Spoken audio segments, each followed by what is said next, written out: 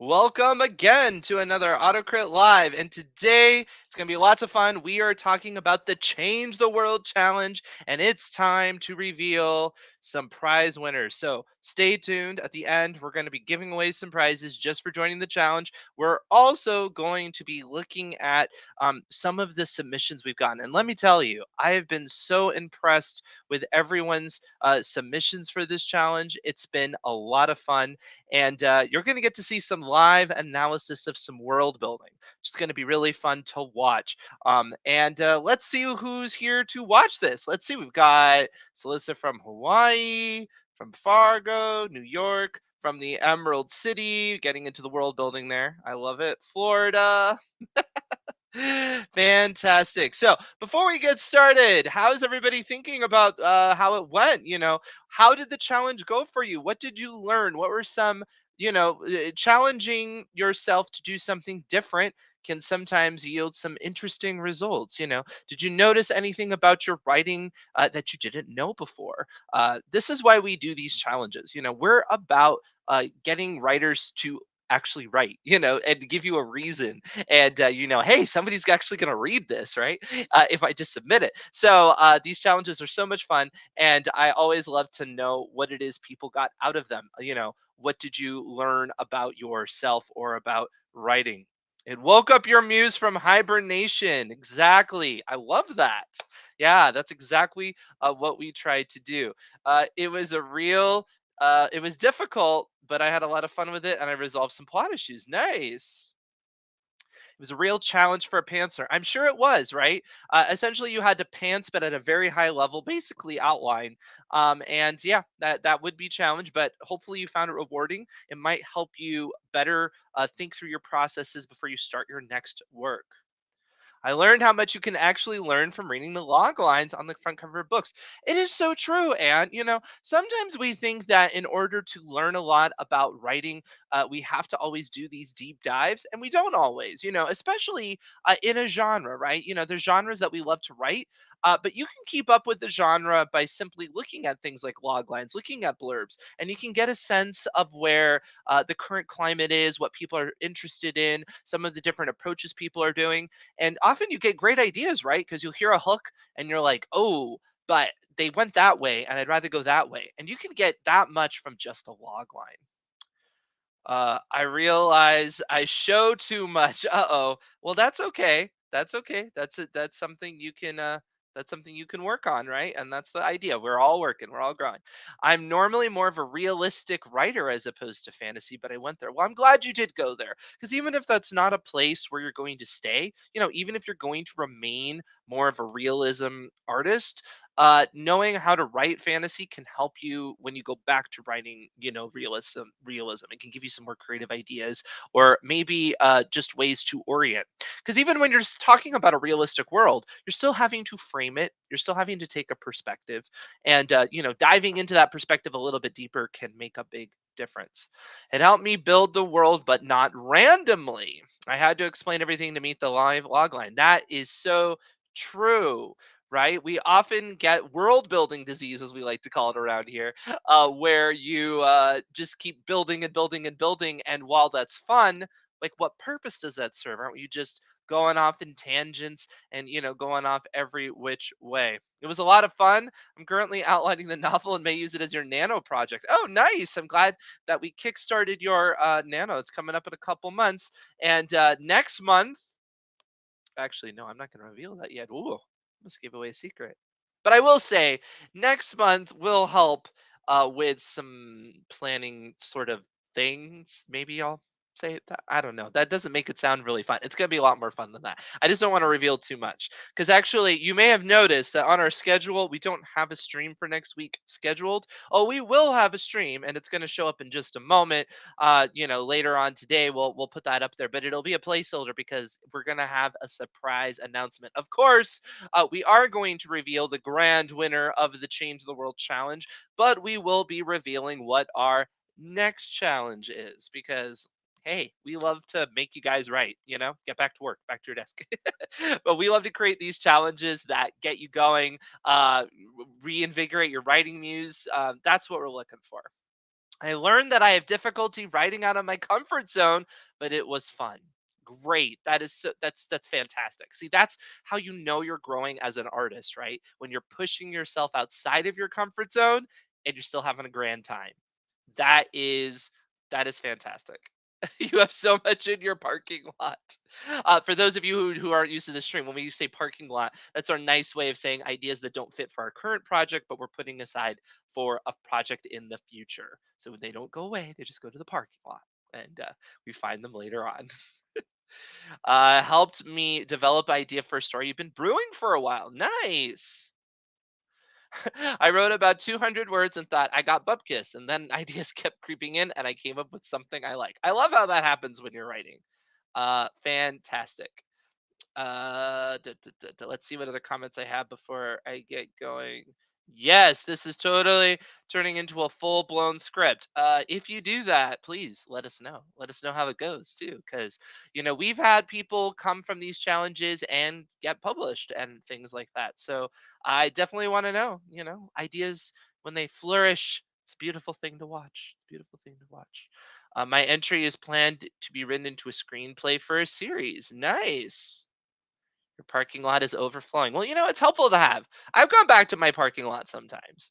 You may think it's like, I'm just doing that to be nice to myself because I don't want to delete. No, it's not just that. I literally have. I literally have gone back to my parking lot before. My challenge touched my inner samurai. Love it. I started out as fantasy, but then I got more realistic in the middle and the end. Interesting. Interesting. Oh, Christina Moore. Yes. See, here we go. The community writing challenge story is being published. So there we go. Congratulations to Christina. Love to hear successes from the community. But yeah, sometimes you just need that excuse to get started, right? And so that's why we do these challenges is to get you started. And you practice, and I'm going to move myself over to the side. And we practice, and you get better and better. And yeah, opportunities come your way. All right. So change the world. You know the drill, but in case you don't, if you're just joining the stream and you're like, what in the world are they even talking about? This challenge was from our log line, to create a world and eventually a story synopsis. And I'm cutting that off a little bit. Let me move that over. Sorry about that. Yeah, so that is what we challenged everybody to do. And I'm going to be analyzing some of our submissions today. We're not going to be revealing the winners today. We're going to be revealing them next week, but we will have prizes, like I said, at the end. Now, the log line we gave you, a log line is a brief summary that states the central conflict, often providing both a synopsis and an emotional hook to stimulate interest. And this is what we gave you to work from and build more of a synopsis out of. We didn't want you to just end up with, just a in a world where, and this might happen. We wanted you to flesh it out a little bit more, but from a world building perspective. What are the implications of the world? And I can say mostly everybody got it right. We're always going to have some outliers, but mostly everybody got it right. I did not have a lot of submissions where I'm like, I don't even know what contest this is for. No, a lot of them were great, and I know that for a lot of you, it was hard to take a step back and different style of writing. You're not used to writing something that's more of an outline or a summary, and you rose to the challenge, and I'm very proud of you. So give yourselves a big round of applause, especially because a lot of you said you were pantsers. We saw that in the submission. So for pantsers, great job. Yes, there will be prizes at the end. Stay tuned. I keep teasing that. Yes, we have some good ones, and they are random. So it did not matter whether or not you blew us away with your writing. The fact that you wrote at all is part of the challenge, and so we wanted to reward you for that. So we asked you for less than 1,000 words. I so far have not seen any that exceeded that. So give yourself another round of applause for that, for following directions. It's like we say around here at AutoCrit, what's the number one rule is to follow the rules, follow the guidelines. It's not like Pirates of the Caribbean. They're not just guidelines. They just think of them as actual rules. And yes, you did follow that. I did not have to move a lot into the slush pile for just giving me a whole novel. So thank you very much. I hate doing that because for all I know, that novel's amazing, right? And I just I'm like, I'm sorry, it just doesn't meet the challenge. So Yeah, the word count was so hard to stick to. Yes, Lori said that she came in 3 word shy. We had some that were right on the line, so it was pretty funny. Yeah, I definitely saw some. I think I did see one that was 999. I was like, wow, you probably had to go back and like really wordsmith that. Yeah, that's good.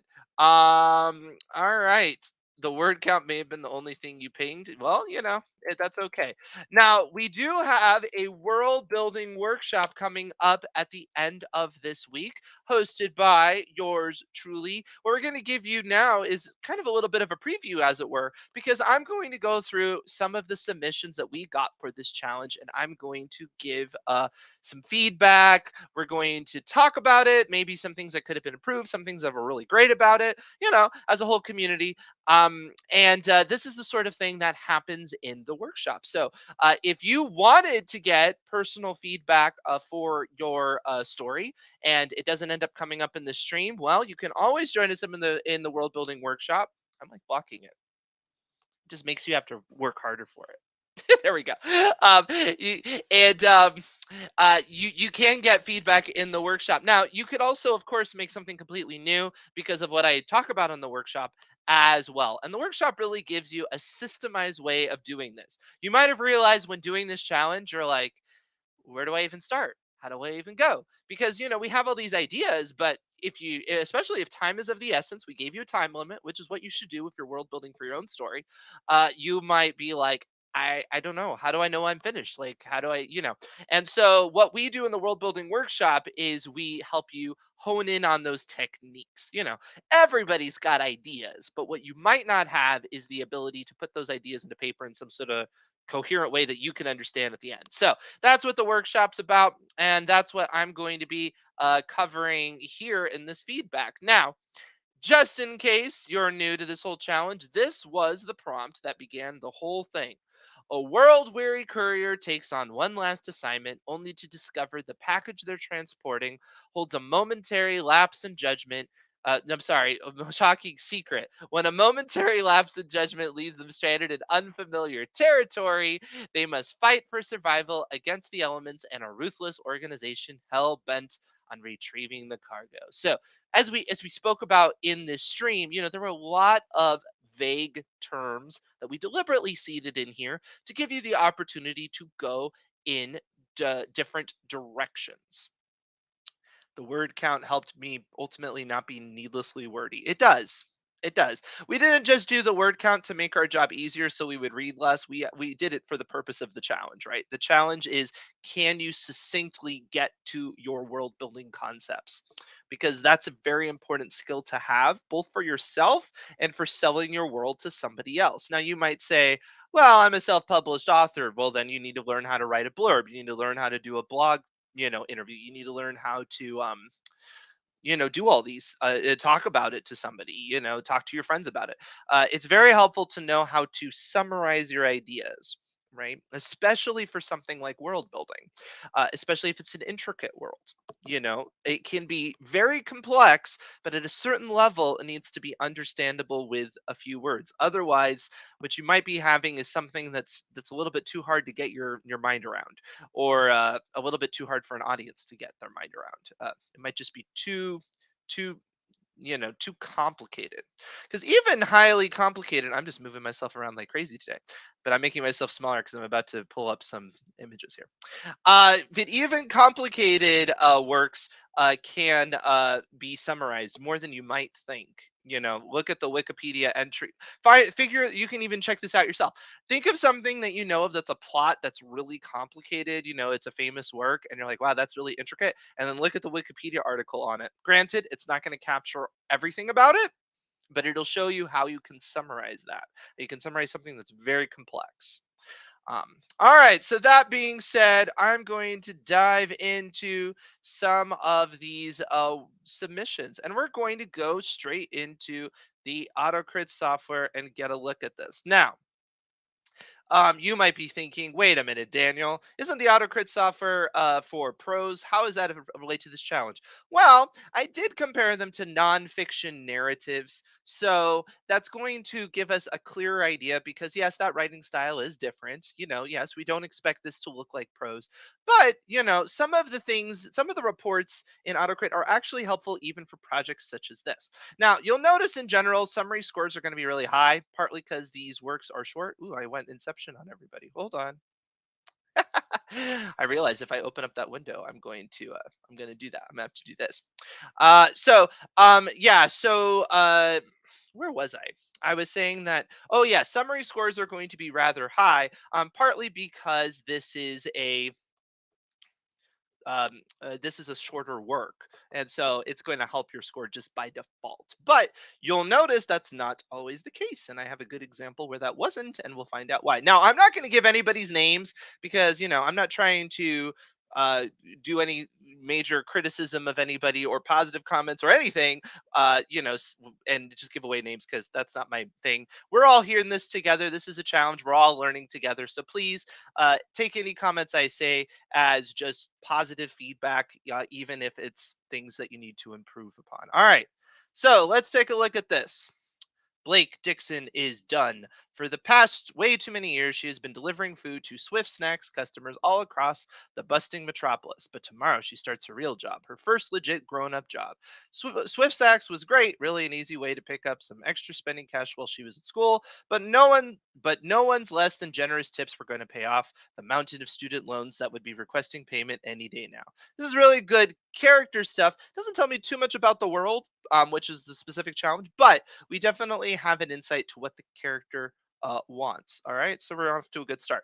Taking a final look at the app that assigns couriers to orders, Blake sees a customer has already devoted a large tip to the delivery of their order. Not just large, this is pay off those first couple payments large tip, and no one has picked it up yet. Before she can even question herself, Blake hits accept. An hour less sleep before a workday is worth every last penny this delivery promises. The order must be large, far away, need held at extreme temperature, or on a fifth floor walk up. But none of that proves true. Nothing is out of the ordinary until she raises a fist to knock. All right, the door is already ajar. Blake calls out for the customer and debates leaving the food on the welcome mat. But the welcome mat is shorn in two, and when she starts looking for other anomalies, Blake notices the doorknob appears to have scratches around it, the door jamb as well. Knowing she should leave or call the cops, she proceeds inside anyway.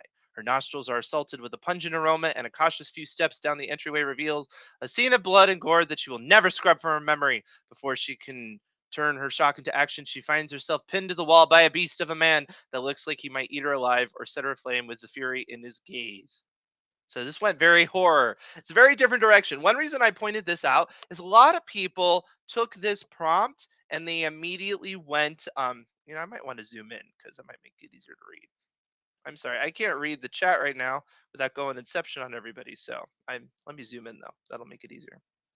Um, but what was I saying? A lot of people went dystopian with this, and I think it's because they saw, a world weary person and an organization, and it just went very modern, like futurist, 1984-ish. And there's nothing wrong with that, but I did like the fact that this artist went a different way with it. Hold on. I'm going to bring up some books so I can look at this chat for a second and see what you guys are saying because I haven't seen any of this. Okay, nothing too exciting. Jim says he doesn't remember his novel scoring well. Well, that his outline scoring well. That's okay. Like I said, there's a reason why that might have happened. Anyway, so we keep going and we see that she gets a necklace with a golden wolf wrapped around a stone that resembles the moon. And we have werewolves and alphas get thrown in here and mythical fantasies in her mind. And she keeps going. And then she ends up basically finding out that this package ended up helping her realize that she's involved in a whole world of werewolves.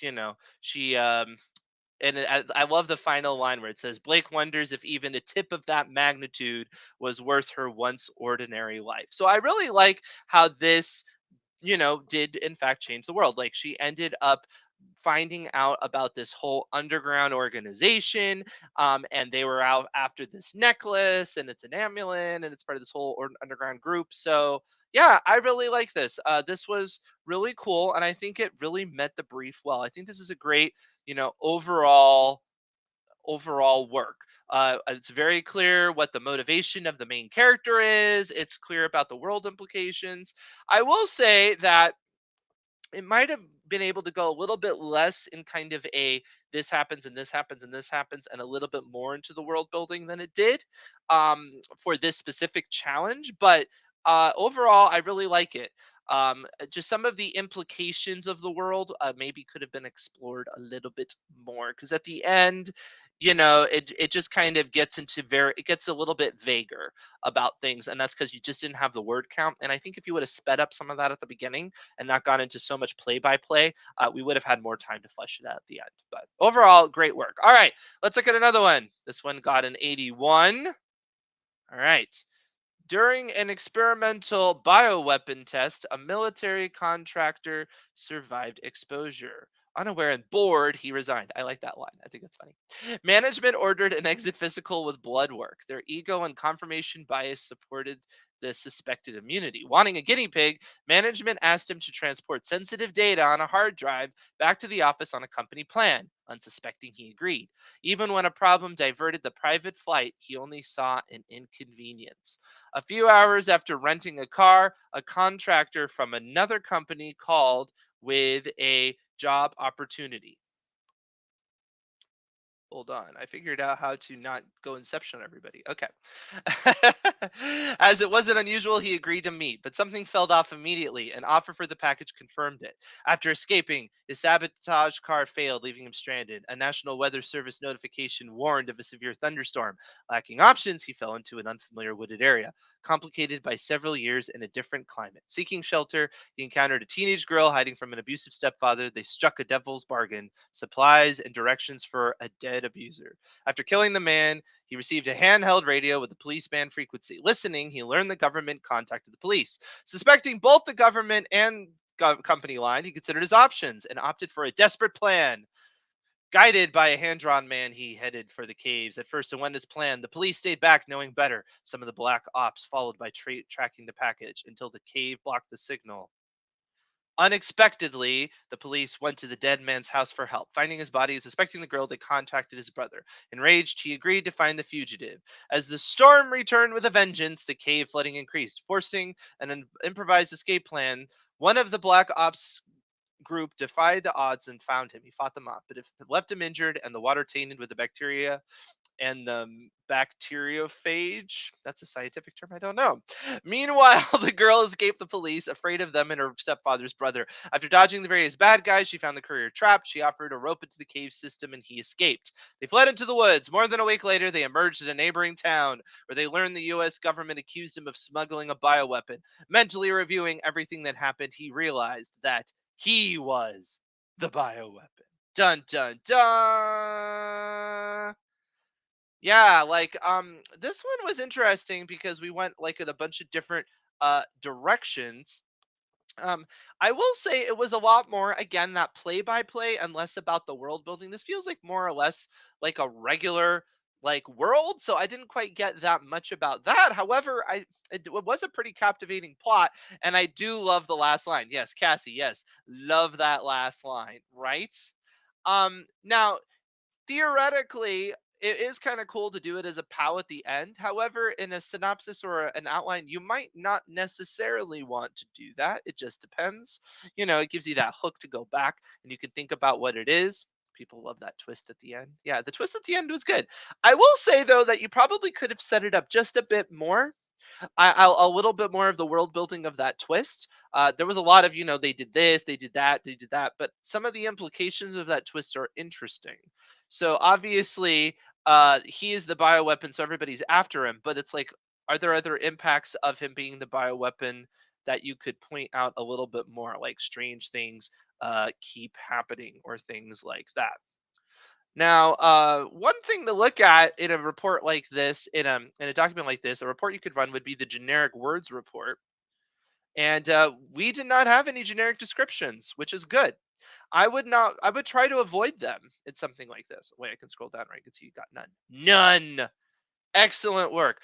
Because you just don't have a lot of space, right? And these generic words like pretty, good, large, they're you when word count is of the essence, they are words that you need to stomp out really quickly. So that generic description report can be really helpful. Again, even if you're doing a short work, you're doing a blurb or something like that, look for those generic words, because you want to stomp those out, because they don't really earn their spot on the page. They can help with rhythm and things like that. And in a larger work, it's not as severe when you use them. But in general, try to avoid them if you can. All right. This one was an 81, and this one is a futurist one. Like I said, we had a lot of futurist one. Yeah, and I'm trying to be zoomed in enough that you can read it, but I also don't want to cut it off. That looks a little bit better, I think. All right. Let me know in the chat if you're having trouble with. Sorry.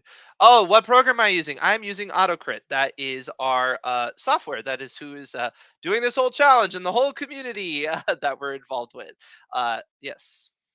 And I'm particularly looking the for that score. I was using the nonfiction because of the type of writing we were doing. Obviously, if you were writing prose, you would compare it to whatever author is the closest author that writes prose similar to you or the style you're looking for. Thank you. A bacteriophage is a bacteria infected by a virus. Thank you. They got a little bit erudite for me, or maybe I'm just scientifically illiterate. You can decide. But please don't comment about it. No, it's okay. At some point in spring of 2040, a regular civilization ends, and what people were calling dystopia begins. It isn't an abrupt, absolute end. On one side of the street might one side of the street might still have power and internet one day, while the other is completely blacked out. And it isn't all zombies and land pirates either. Most people who die of starvation, or as we were thought of it, laziness. Life is a lot less convenient than it was before the power finally went out for the last time. But survival isn't rocket science. Keep yourself, your house, and your food clean. Accept and give help to others when you can. Don't get injured, and try not to get lost in thoughts of the past. I like how this is setting up the world building. It's kind of putting me in as a person. It's quite markety in its style. So if you didn't write in this style, don't worry. It's not going to affect whether or not you win the challenge or not. But I do, it is effective, right? But what I particularly like is it's putting me in the shoes of somebody who lives in this world, right? About 40% of the population died in the first year. The government theoretically retreated into bunkers. 2 years later, they still haven't come out. I like that. Money is worth nothing, but if you have a skill people need and the equipment to do it, you could barter for almost anything you needed. As it happened, Wheeler had operated a bike taxi before the apocalypse. He used to pedal tourists around Central Park. Now he works as a courier, delivering packages all over the country. Anything that can fit into the canvas trailer behind his bike, he'll deliver. He finds regular client who needs him to take 10 trips from New York to Chicago. The deal is they supply him with food, and when it's done, they'll give him their weekend house in Connecticut. He doesn't pay too much attention to his cargo, even if it is a person. That's only happened twice. They fill up his bike trailer, they feed him, they give him whatever he needs to keep his bike in good shape, and he pushes the pedals during the sunlight and sets up camp in his little tent at night. This is all kind of helpful backstory information. This isn't really world building stuff exactly.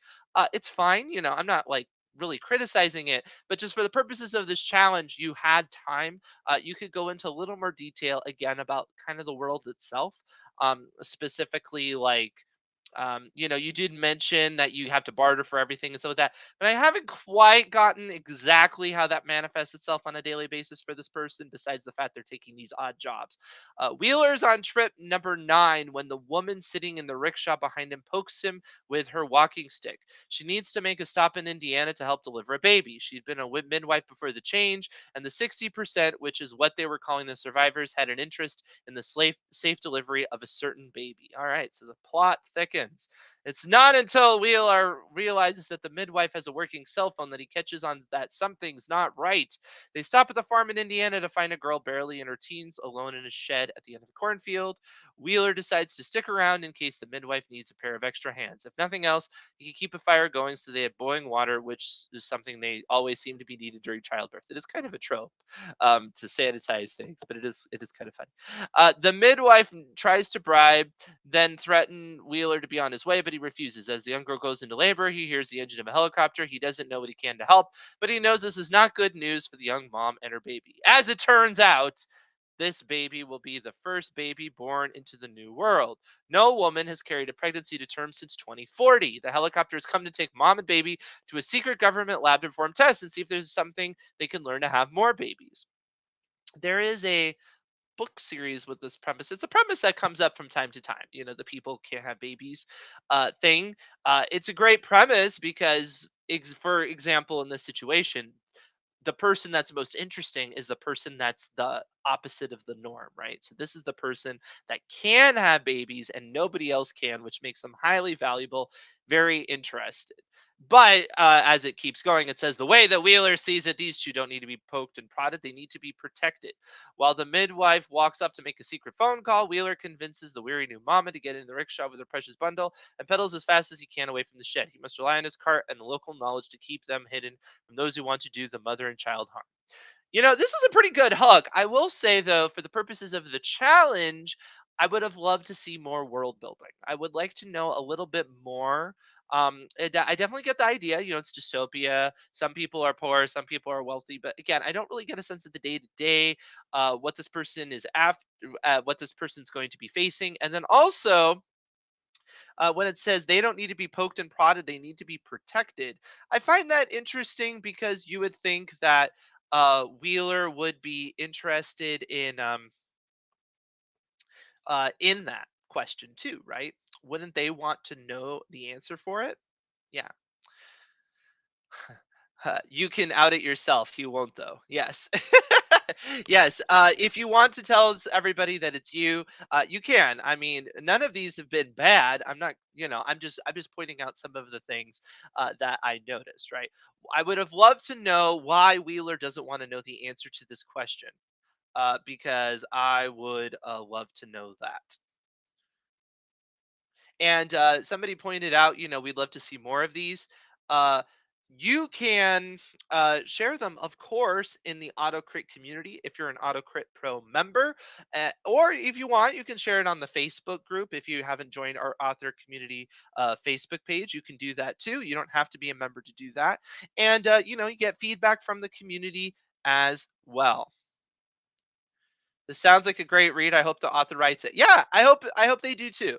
I'm not criticizing it as a premise. I'm just saying from a world building perspective, I have some questions. I'd like to know why Wheeler doesn't want to know the answer to that question. I want to know if the author knows the answer to that question. Why can't people have babies? I understand this is kind of a mystery and this would be a great hook if it's a blurb. But what is the reason, right? You don't necessarily have to keep that from me at this point.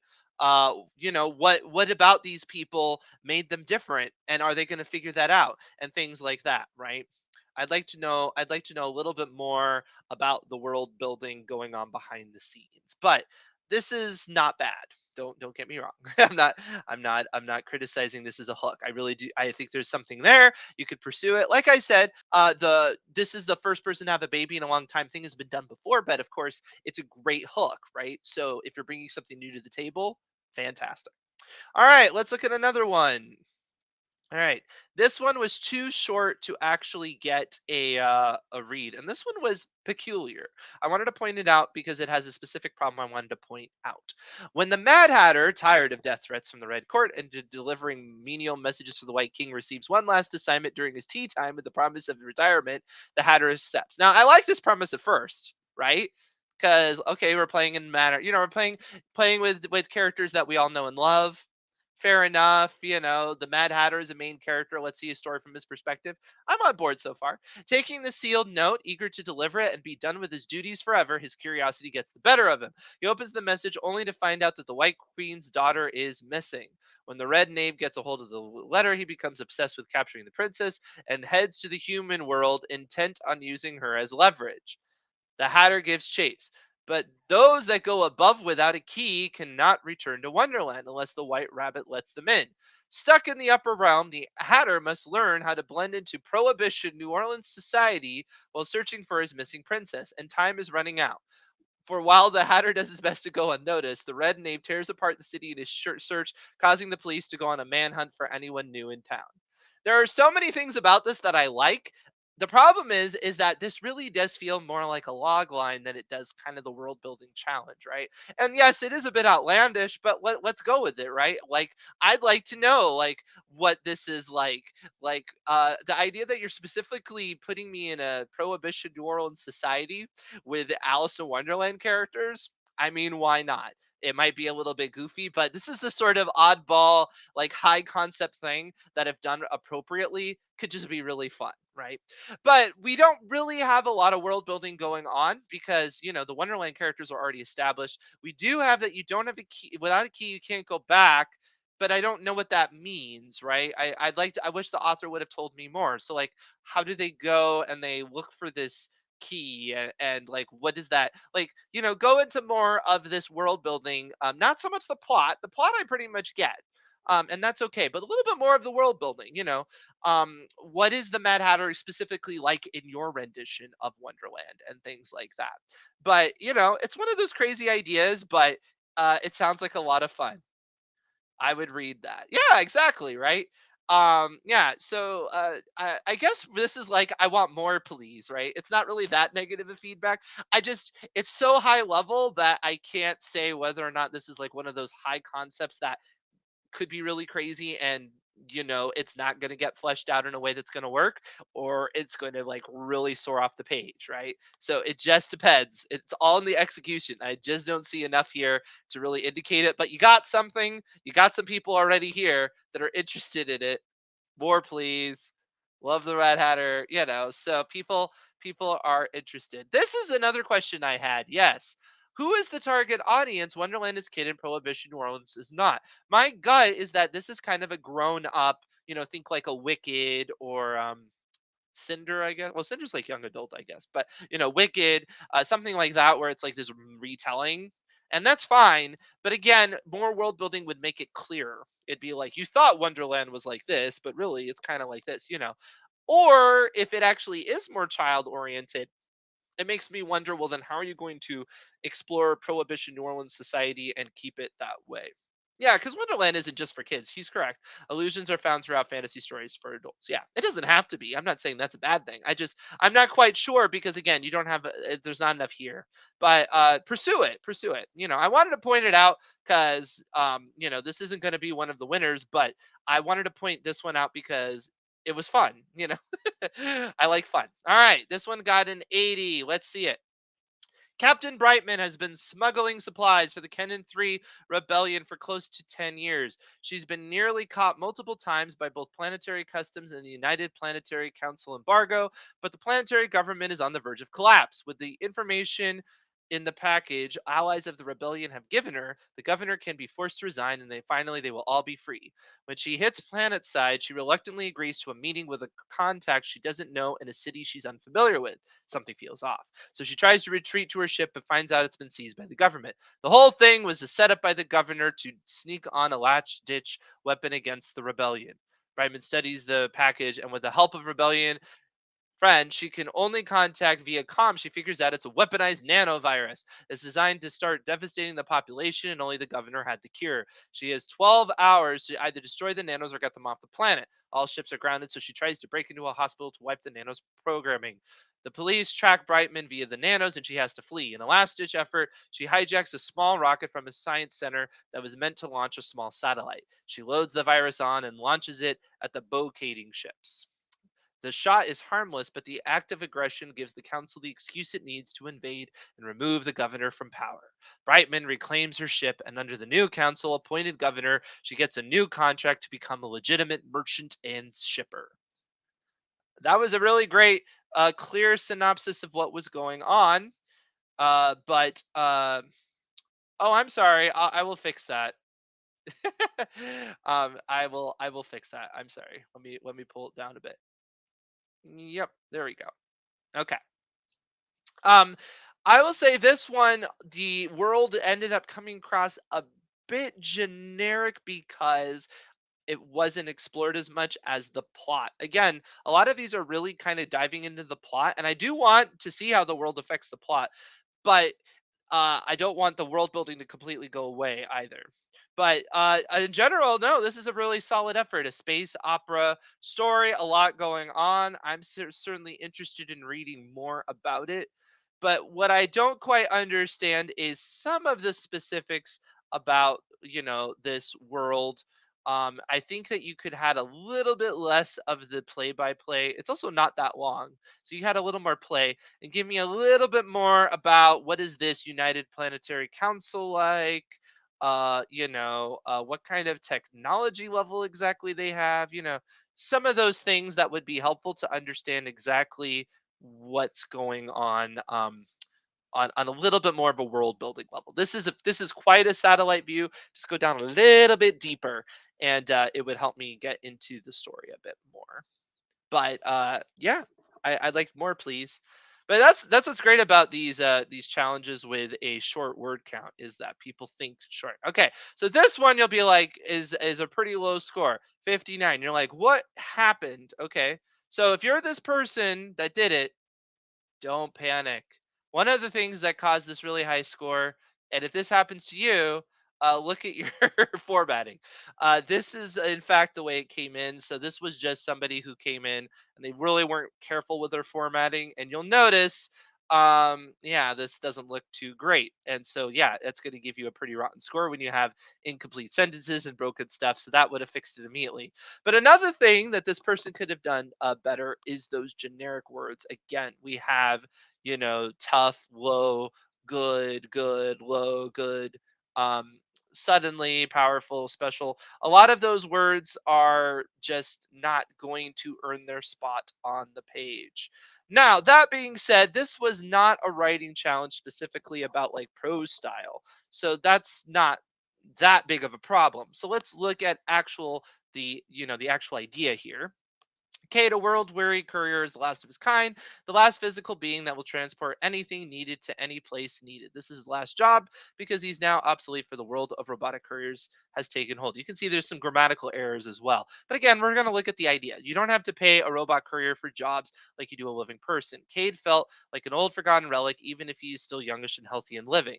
He was smart and saved his money for just an occasion like this, when he would be doing his last mission and retire. We have some redundancy going on here. We already got that. The package was on Delta 33, a low oxygen, harsh world that was the prison planet of the sector. Now, this is something that's kind of interesting, right? A whole prison planet, low oxygen. So that makes sense because less oxygen means you can't move around as much. It makes sense for a prison planet. Not only was it the prison planet, it also was for anyone that was undesirable or who needed to disappear. They were sent here and forced to terraform this planet so people could live on it. That's kind of fun as an idea, that a prison planet is a planet where people have to build up a planet that's habitable. Okay, so I mean, even though we have some issues with some of the grammar, some of the prose here, some of these ideas are really good. A tough job that sucks the life. It should be life out of you, not live out of you. Life out of you, but at least you were free in a fashion. He was to meet a doctor from the sisterhood. He knows the doctor is female because all doctors are female now. It was one profession that women took over and controlled. I would like to know more how that happened. I think that's really interesting. You know, that a certain group would take over something like that. Interesting. But again, if you just kind of if you just kind of throw it out there, I'm asking why. This doctor was to accompany him with the important package, a package that was going to change the life of inhabitants of Delta 33, some for the good, some for not so good. You don't really need to be so coy, right? Like you can come out with it. Like, what is it? Like, let's get to the point. But anyway, you can see that there's a combination here of some of it is the authors just not presenting their ideas the best. And maybe the ideas need to be worked a little bit more. But, take the time to go through and, you can use a software, like AutoCrit. You can, go in and you can do those reports like the generic and the summary, and those things can help, and you can clean it up, and then you'll be presenting your idea the best way. But there are certainly good ideas here. It's a little bogged down in some of the execution. So I just wanted to point that out. All right. So those were some of the submissions we got. We'll point out more next week. including the grand winner next week. So you can stay tuned for that. Hold on. All right. Back to here. Yes, so we will be pointing that out next week. And as I said, if you enjoyed feedback, some of the feedback you saw there, you can always take the world building workshop, which is coming up on Thursday. And I have the link here. And you can sign up for that, and then you will have some guaranteed feedback there. We also do exercises with feedback as we go, so it's not like I just stand up there and I lecture to you for 90 minutes. We do little exercises, and then I give feedback for that as well. So certainly you can learn a lot in that workshop, and you have that replay after the workshop is over forever. We'll put it on the cloud and we'll give you access to it. And so any moment you'll be like, oh yeah, I want to like redo that exercise. You can go back, or some of the points were resonated with you or things like that. All right, so it is time for some prizes, right? I would like to give away some prizes. I don't know about you. So we have taken our list and we have ran it through a random number generator. And so it's basically the equivalent of pulling it out of a hat. I could have like put them all in my hard hat, but that would be complicated. So we're doing this all electronically, but it will be all random. It'll be all random. So this is not related to judging or anything like this. This is because you are awesome. You participated in the challenge, and we want to give you a round of applause just for doing that. And as you saw at the beginning, a lot of people had a lot of fun doing it and learned a lot. So, with that being said, the first prize that we are going to give away is going to be a I was just talking about it. It's going to be a world building workshop. So you will get to join us for free at the world building workshop. So that is what we're giving away as our first prize. It also means that you get guaranteed feedback on whatever you're working on. So let's take a look at the wheel here, and we can get our little guy to spin it for us.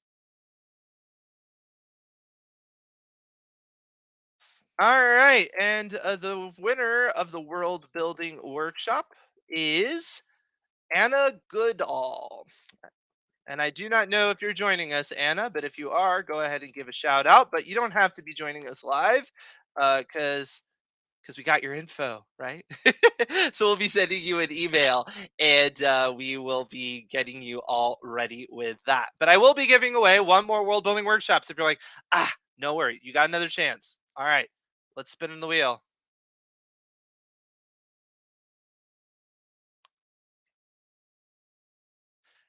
And the winner of this one is Liz Nolan. Liz Nolan. Maybe related to Christopher Nolan. Although if that's the case, they might give the world building workshop if they're anything like Christopher, because Christopher Nolan's amazing. But yes, Liz Nolan, you have won a world building workshop. Congratulations.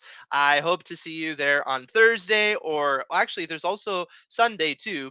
I didn't mention that before. It's actually 2 nights. It's Thursday and Sunday. I do the same presentation both times. However, you're welcome to join both of them if you just want to do the exercise twice. And you will also get replays. So if you can't join us live, you can always watch the replays as well. And no matter what, you get the feedback because that's all done through submission. All right. So the next prize I'd like to give away is a story doctor appointment. Story doctor appointment is your opportunity to come on live with me and pick my brain. You might enjoy what I have to say. You've been watching me for a while, right? And you can ask me anything except maybe how to do your taxes. Although I might give an answer, but you might not like it. Probably hire somebody else. But I am great for pretty much anything involving story. So if you want to come in and you want to be like, hey, I'm struggling with a character, or I need help with my plot, or I need some better writing habits. Really, anything goes in the story doctor world. I've covered it all. Sometimes I feel a little bit like a therapist, but in a good way. In a good way, like a author coach, right? And this is something that's also available to anybody if you want to ever purchase it as well. You can always purchase a story doctor, but we're going to be giving away two to our list. And so let us roll with that, shall we? Spin away.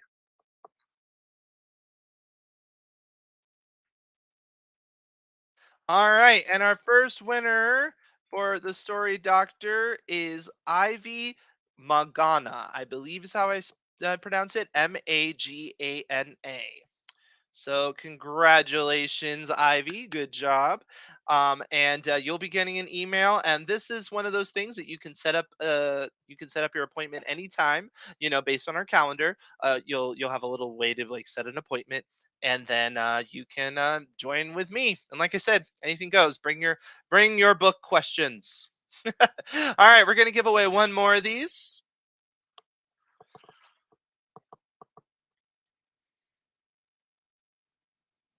All right, and the grand winner is Esther, and this last name's a little bit hard for me to pronounce, but Ios. Wow, Ioshpel Ioshpeloshe. It's I love it. I just can't pronounce it. I'm sorry. Um, but you can join me, and then you can help me learn how to pronounce your last name because I would love to learn and ask me any of your questions about it. So please go ahead and join me there. Like I said, if you're watching this later and you're like, "Oh, that was me," well, you should have gotten an email. So if you can't find it, check around, search for it, as we should have sent you an email about it. All right. So another thing that I would like to give away, which is super exciting. I know I'm excited about this one. Is we are actually going to give away an annual membership to AutoCrit, right? So for those of you who saw that software, it's like, hey, I'd love to use it, but I'm not a member. Well, maybe you will become a member in just a moment. I know some of you out there are already members because you're awesome, uh, yes, so maybe you will become a member. Yes, an annual membership is up for grabs. Let's see who that lucky winner is. All right, and the grand winner of that is Naomi Helm. Naomi Helm. Congratulations, Naomi. You've now joined the dark side, and we do have cookies. You're a lifer. Of course you are. I'm a lifer too, really. It's like it's Hotel California. Once you get in, you will never leave because why would you want to? Because it's awesome, right? We're just doing challenges all the time and all this interaction. Anyway, let's roll one more though, because I want to give away another one. Let's add to our members because I'm feeling good today. Feeling good. All right, so roll it away. Who do we have? Anthony Nelson is who I have. Anthony Nelson, are you out there? I'm not sure if they are, but we have Lori Nelson. Is that a relative of yours? Um, Anthony Nelson is another one. So if you're watching this later on, Anthony, you should have gotten an email to let you know how to redeem that. And welcome to the AutoCrit family. Not related. All right. Well, maybe you'll be related through membership in a short while. um, so what's coming up next? Well, you are in suspense about who the grand winner is of this challenge. Don't worry, we will have that announcement next week. We did close the submissions. So, unfortunately, if you thought this challenge looked awesome, you did unfortunately miss out on this opportunity for now, but don't worry. Next week, when we announce the grand winners, we'll also be announcing the next challenge and how to get involved in that. We just like to go from one to the next. It's lots of fun. Don't worry though, it's like this one, it's not going to be 3,000 words or something like that. We're not trying to barrage you with challenges that just overwhelm you. We still want you to actually work on your projects, right? But this helps you get out of your funk, get back to the well, things like that. Maybe give you an idea for a project, things such as that. So we're going to do that next week at 1 p.m. So stay tuned for that and that live announcement. Again, don't forget the world building workshop on Thursday and Sunday. I'll go ahead and throw that banner there again if you want to join us for that. People are asking, how many did we get submitted? We had over 100 submissions, so we had quite a few. um, yes, so we do want to go through and we want to give all of them their fair shake so we can look at them. And yeah, so stay tuned on that.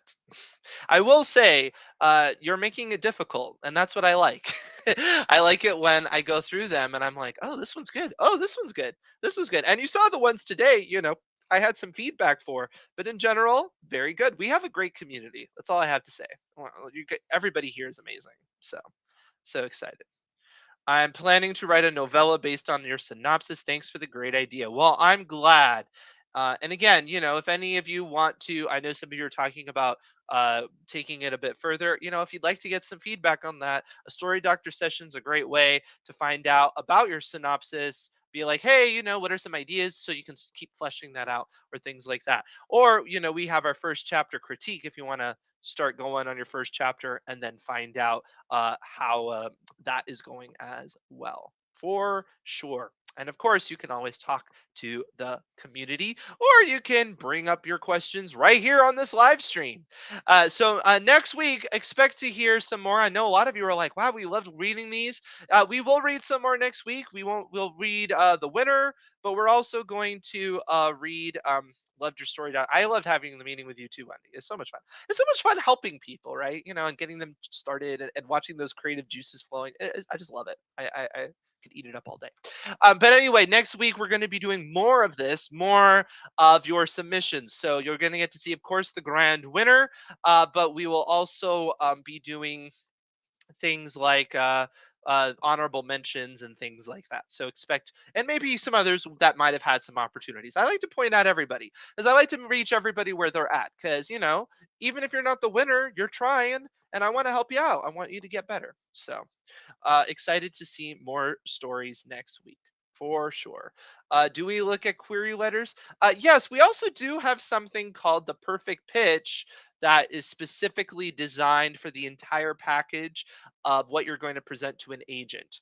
And it includes a first chapter read and a look at your query letter and all of that.